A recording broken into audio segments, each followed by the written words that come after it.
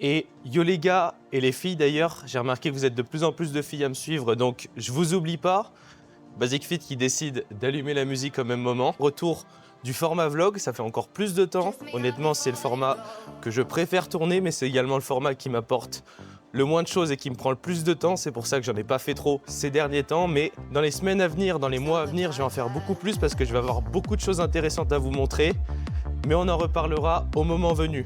Au programme aujourd'hui, du coup, un exercice triceps, 2 quadriceps et un adducteur, donc seulement 4 exos dans la séance. Séance très courte. Je fais souvent ça le dimanche parce que j'aime bien profiter de ce moment-là pour tourner des réels pour Instagram avant ma séance, ce que j'ai fait aujourd'hui également. Et d'ailleurs, j'en profite si tu ne me connais pas encore, moi c'est Enzo, je suis coach en ligne, j'aide les gens à atteindre leurs objectifs en musculation. Donc si ça t'intéresse d'en apprendre tous les jours sur le sujet et d'en voir plus de mon quotidien, je t'invite à venir me suivre sur Instagram, le lien est juste en dessous dans la description. Et si tu es intéressé par mes services de coaching, ce que je te propose, c'est de réserver un appel découverte gratuit en cliquant sur le lien Calendly également dans la description. C'est complètement gratuit, ça t'engage en rien. L'idée, ça va être que je te montre un petit peu comment je travaille, ce que je peux te proposer avec mon coaching. Donc voilà, n'hésite pas, c'est gratuit.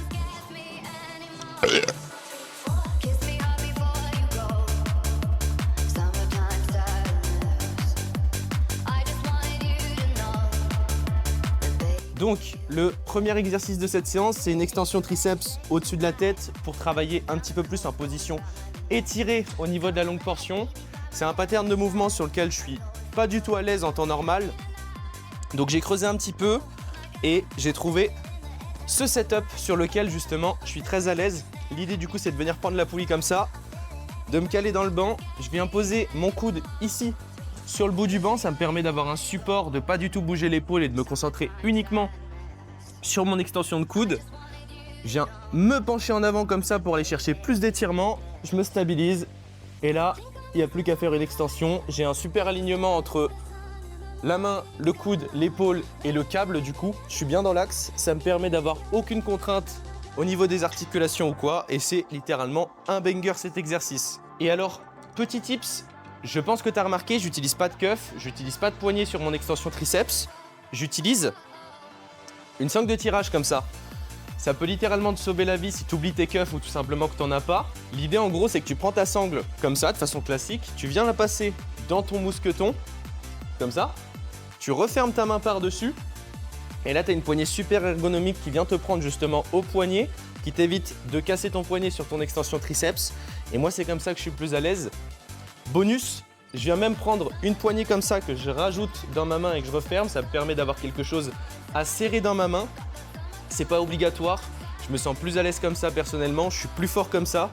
Donc voilà, c'est du bricolage, mais je suis un bricoleur.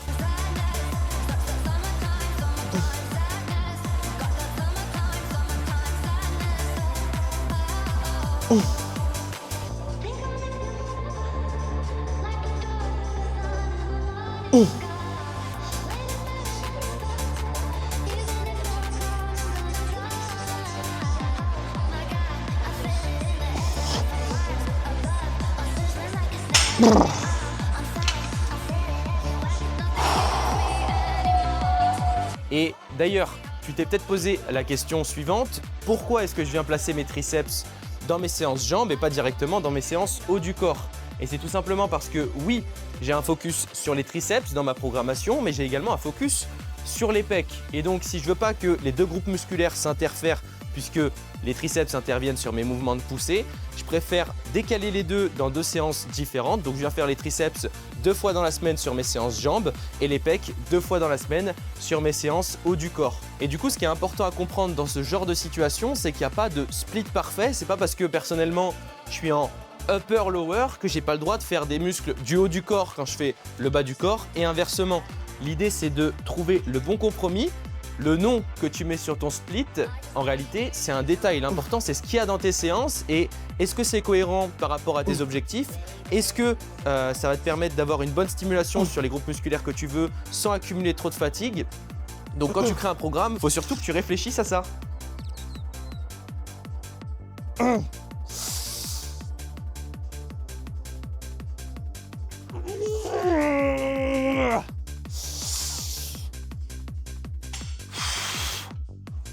Bon, Je parle beaucoup, mais j'ai fini mes 3 séries. Le désavantage par contre de faire le haut du corps puis ensuite le bas dans la même séance, c'est que quand tu es quelqu'un comme moi d'assez fragile et que tu as besoin de beaucoup d'échauffement, et ben du coup tu passes la moitié de ta séance à t'échauffer. Donc je vais aller m'échauffer le bas du corps, principalement les hanches. C'est ça qui est un peu plus capricieux chez moi. Et je vous reprends juste après pour le premier exercice quad. Ok, c'est bon, je suis chaud patate. Donc premier exercice quadriceps. Leg extension, le tips est relativement connu, mais peut-être que tu le connais pas encore. Pour gratter de l'amplitude plus facilement, si tu t'entraînes sur le matrix, je sais pas si on va voir, mais plutôt que d'avoir le boudin ici et donc d'avoir une amplitude limitée, tu vas passer le boudin de l'autre côté, donc tu gagnes tout ça d'amplitude. Et pour le verrouiller, en gros, il faut que tu viennes caler quelque chose ici de manière à ce que le boudin reste dans cette position-là. Et si tu t'entraînes dans un basic fit et que tu as des poignets Ziva comme ça, c'est l'idéal. Donc tu viens placer ta poignée ici. Ça force un peu, mais justement, c'est ce qu'il faut pour que ça reste bloqué. Et là, logiquement, ça bouge plus et tu viens gratter une amplitude de malade sur la machine. Tu peux même pas aller jusqu'au bout en fait.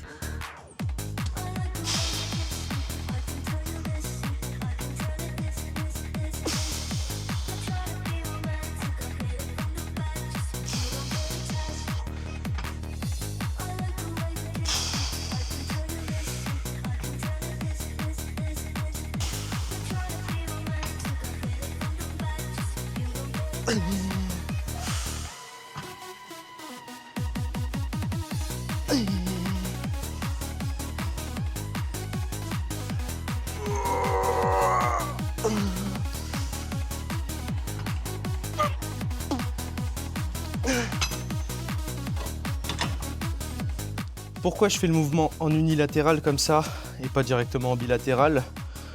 Tout simplement pour ne pas avoir besoin de mettre de ceinture autour de ma taille, ne pas avoir besoin de sangle de tirage également. Je pourrais également en mettre, hein, mais là c'est moins nécessaire comme il y a moins lourd. Mes fesses décollent moins du siège et je trouve ça tout simplement plus pratique. Et je pourrais utiliser ces accessoires quand même. On va dire que j'ai un petit peu la flemme et que les jambes ne sont pas mon focus principal actuellement, donc j'arrive quand même à avoir une bonne stimulation sans ça, donc ça me convient.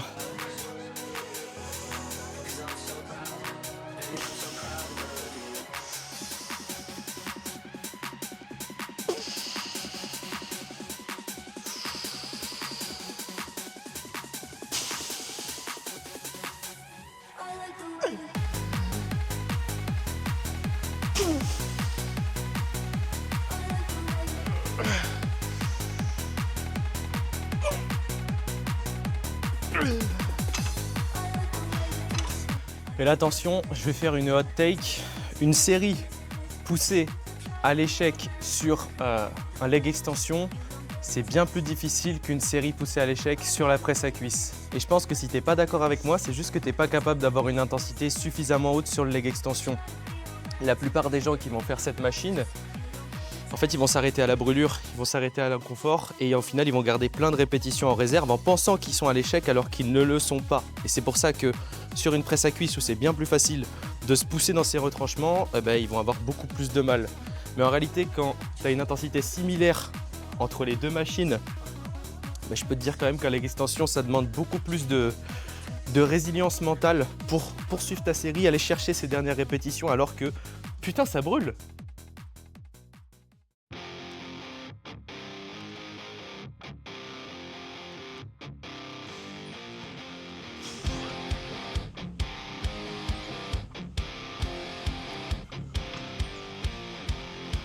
The secret side of me, I never let you see. I keep it caged, but I can't control it. So stay away from me, the beast is ugly. I feel the rage and I just can't hold it. It's scratching on the walls, in the closet, in the halls. It comes awake and I can't control it. Hiding under the bed, in my body and my head. Why won't somebody come and save me from this? Make it end.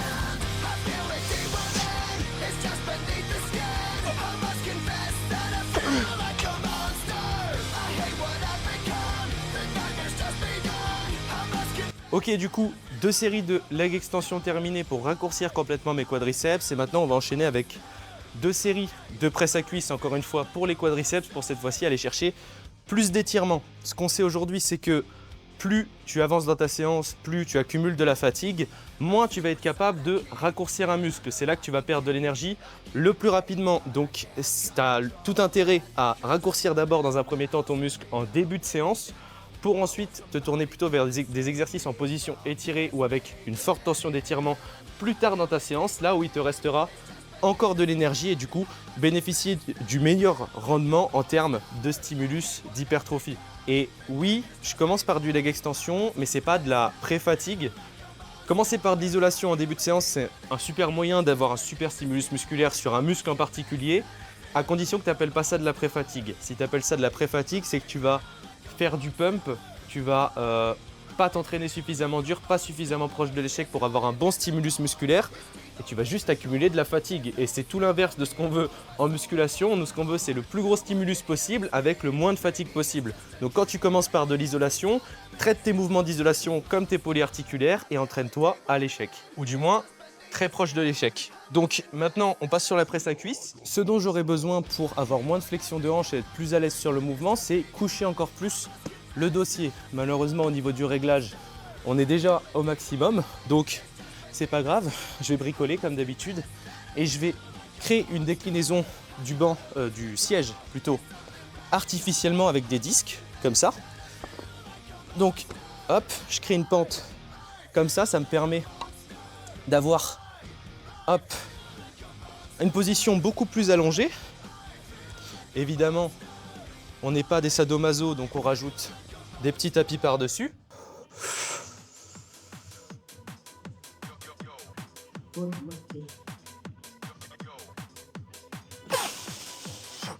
Bon, ici, je vais clairement garder des répétitions en réserve aujourd'hui. Oui, c'est décevant. Mais ça fait très peu de temps en fait que je fais l'exercice dans la programmation. Je crois que c'est la 3e ou 4e fois. Je suis pas habitué à ce genre d'exécution avec autant de flexion de genoux. Je suis pas habitué à pousser sur la pointe des pieds. Je suis pas habitué à l'exercice tout simplement. Et aller à l'échec bêtement sur un nouvel exercice, c'est le meilleur moyen de se faire mal. Parce que encore pousser sur la pointe des pieds, avoir une très grosse flexion de genoux, c'est pas du tout quelque chose de dangereux. Et au contraire, niveau prévention des blessures, c'est quelque chose de très bien.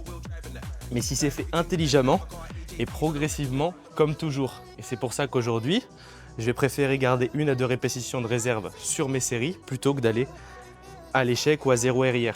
Néanmoins, garder des RIR, ça ne veut pas dire ne pas s'entraîner dur et je vais te prouver ça tout de suite. J'ai sorti le casque et la musique parce que quand même c'est plutôt nécessaire sur ce type d'exercice.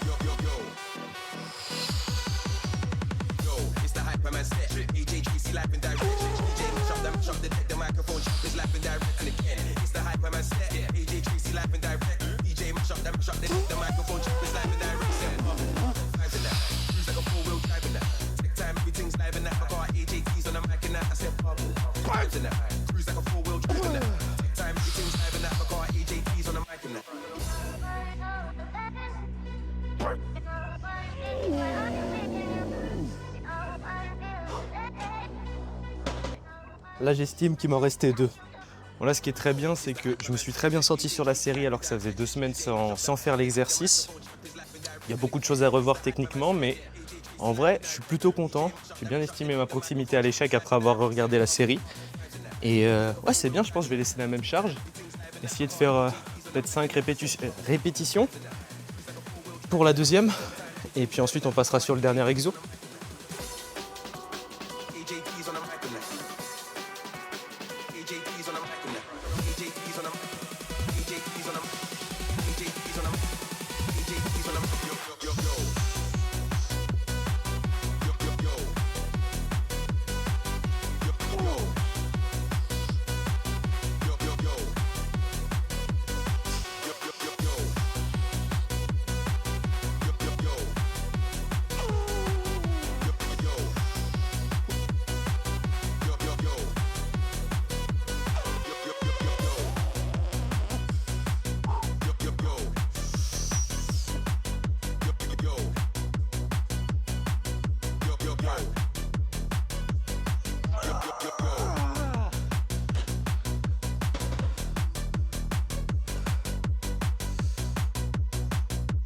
Bon, deuxième série, beaucoup plus dégueulasse on va dire.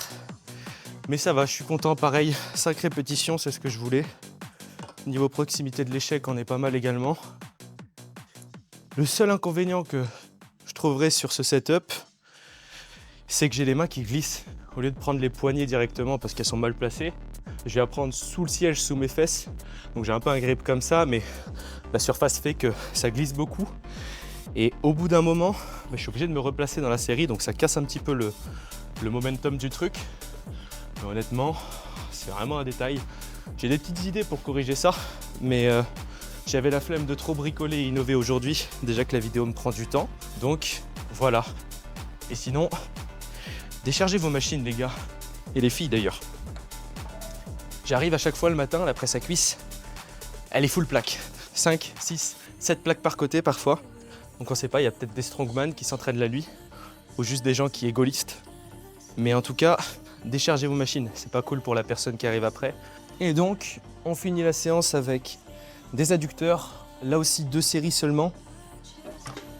C'est la seule stimulation directe de la semaine. Après, j'ai du volume indirect forcément sur la presse à cuisse, sur le soulevé de terre que je fais dans mon autre séance jambes dans la semaine, donc c'est ok. Et puis de toute façon, comme je l'ai dit tout à l'heure, le développement de mes jambes, c'est pas ma priorité actuelle.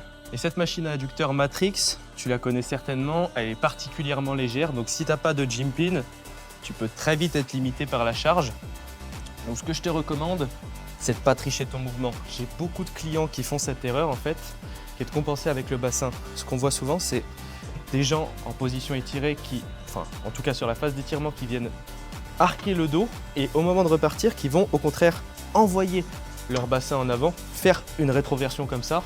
Et ça forcément, ça permet d'être plus fort, d'initier le mouvement comme ça, mais en fait, c'est tout simplement une compensation avec d'autres groupes musculaires. Donc ce que je te recommande, c'est d'ores et déjà de placer déjà ton bassin en rétroversion un petit peu, de baisser ta cage comme ça pour être dans une position dite stacked, de créer beaucoup de pression intra-abdominale ici en poussant avec ton ventre. Et du coup, ça va faire que quand tu descends et que tu arrives en position étirée ici, tu continues de pousser avec ton ventre et la seule chose qui bouge, c'est tes hanches, c'est tes adducteurs qui initient le mouvement et rien d'autre. Et là, forcément, en faisant comme ça, tu vas être plus faible et la charge va moins être un facteur limitant sur cette machine. Avant de faire ça, pareil, j'étais le premier à maxer la machine et à dire qu'elle était trop légère. Puis j'ai arrêté de tricher et du coup, j'ai dû baisser la charge.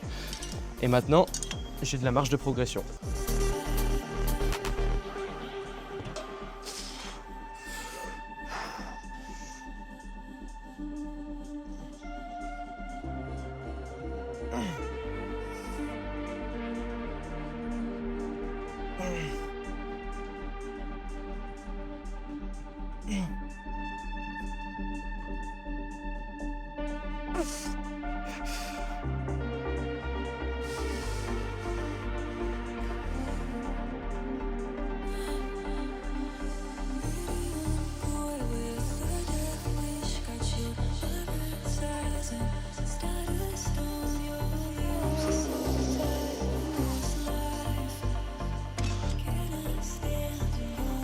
Je suis vraiment pas fan du physique que j'ai en ce moment. Avec le surplus, je commence à être pas mal lourd. Je pense que c'est quand même intéressant de faire un update.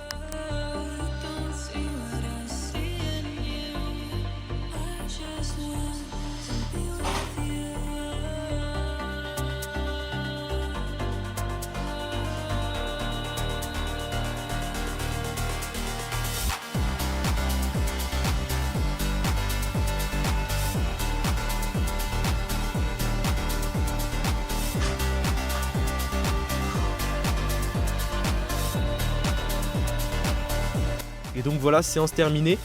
J'ai vraiment pris un plaisir monstre à tourner cette vidéo. J'en parlais au début, mais les vlogs, c'est vraiment le format que je kiffe le plus à tourner. C'est dommage que ça me prenne plus de temps que le reste. Mais je pense que je vais en faire plus souvent quand même. Dans les prochaines semaines, j'ai beaucoup de choses à montrer. Et c'est vraiment le régal en fait d'expliquer pourquoi je fais les choses, de pouvoir nuancer et parler beaucoup plus que dans les formats courts, notamment sur Instagram. Et d'ailleurs, petite parenthèse, Justement, si tu veux savoir si ton programme d'entraînement il est bien, il y a une question que tu dois te poser déjà, c'est est-ce que tu es capable de justifier tous les choix que tu as fait dans ton programme? Est-ce que tu es capable de justifier que tu fais tel exercice et pas tel exercice? Est-ce que tu es capable de justifier que tu le fais dans tel ordre dans ta séance? Est-ce que tu es capable de justifier ton nombre de séries, ta fourchette de répétition, ton setup, les accessoires que tu utilises? Si c'est pas le cas, si tu me dis si tu me dis ouais, je commence ma séance PEC par du développé couché parce que je sais pas, c'est la base. Désolé, mais c'est pas une justification. Et donc à partir du moment en fait où tu es capable de justifier tous les choix que tu as fait dans ton programme et dans tes séances, que les justifications soient bonnes ou moins bonnes, on peut déjà dire que tu as un programme réfléchi, un minimum cohérent, donc c'est bien. Maintenant, si tu veux optimiser plus ça pour progresser plus vite, ce que je te propose, c'est comme je te l'ai dit en début de vidéo, mais de réserver un appel juste en dessous via le lien Calendly, c'est complètement gratuit et ça t'engage en rien et ça sera l'occasion du coup de me poser toutes tes questions et moi je pourrais justement t'aiguiller avec ça, te donner des conseils pour améliorer ton programme et donc progresser bien plus vite. Donc voilà qui conclut bien cette vidéo. Si elle t'a plu, n'hésite pas, tu connais le petit like, le commentaire, l'abonnement, donne de la force, ça fait toujours plaisir et moi je te dis à la prochaine dans une prochaine vidéo.